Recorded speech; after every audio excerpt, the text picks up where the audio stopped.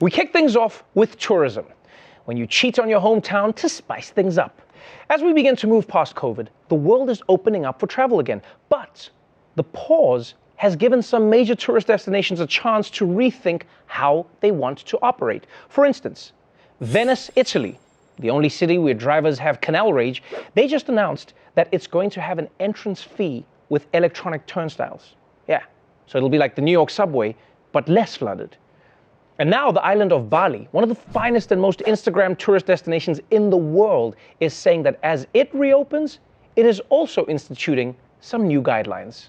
The Indonesian government says they now want to focus on attracting what they're calling quality tourists, those that spend more money, stay longer, and respect the Balinese culture. One government official stated openly, "We do not want backpackers."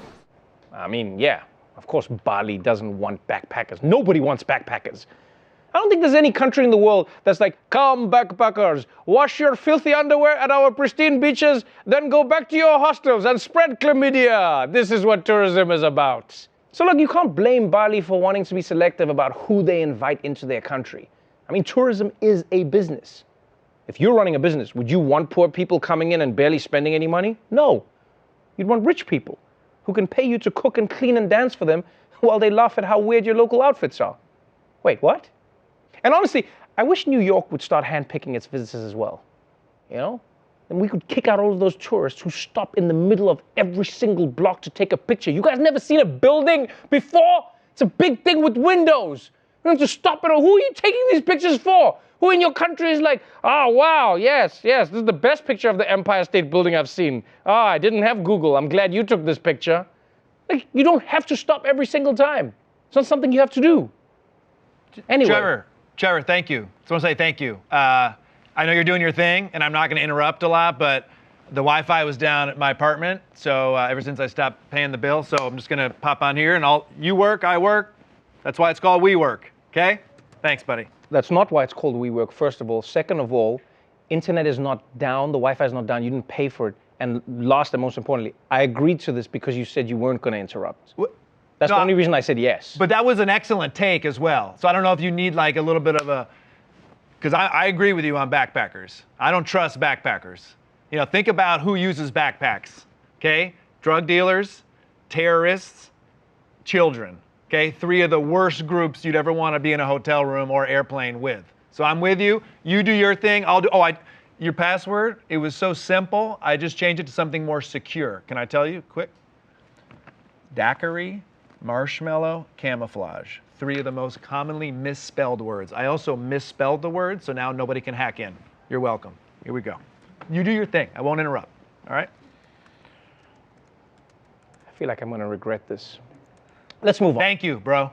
Honestly, though, that's the last thing I'll say is thank you, and I'll keep it down. So, this coffee's hot. Okay, sorry, go ahead. All right, well, let's move on, because there's something very weird that is happening on a street in San Francisco. And I'm not talking about that curvy one, although that is weird. I mean, get your life together, street. You look ridiculous. No, what's happening is that San Francisco is one of the cities where they're testing self-driving cars. And for some reason lately, all these cars are getting stuck in the same dead-end street. Nobody knows why it's happening, and it's totally freaking people out. They come all day right to the end of 15th Avenue where there's nothing else to do but make some kind of a multi-point turn and head out the way they came in. Now, not long after that car is gone, there will be another which will make the same turn and leave before another car shows up and does the exact same thing. There's some days where it can be up to 50. I mean, it's literally every 5 minutes. At several points today, they showed up on top of each other, these cars, packed with technology, stopping in a queue as if completely baffled by a dead end. It's a little bit peculiar. Yeah, it's a lot peculiar, but I think what's happening here is pretty obvious. There's a Roomba in one of those apartments, and all those robot cars are trying to smash. And look, I don't know why everyone is so upset about this. The thing that everyone wants is for self-driving cars to become just like humans, right? And now look at them. They're making wrong turns down a dead-end street just like humans. We did it, people. This is artificial intelligence. Honestly, I don't even think this is a coincidence. I don't think it's a coincidence that they keep coming back to a dead end. I mean, if I was a robot, the whole concept of death, that would be fascinating. They're probably in that dead end like, so the road just stops existing. Should we do that to the humans?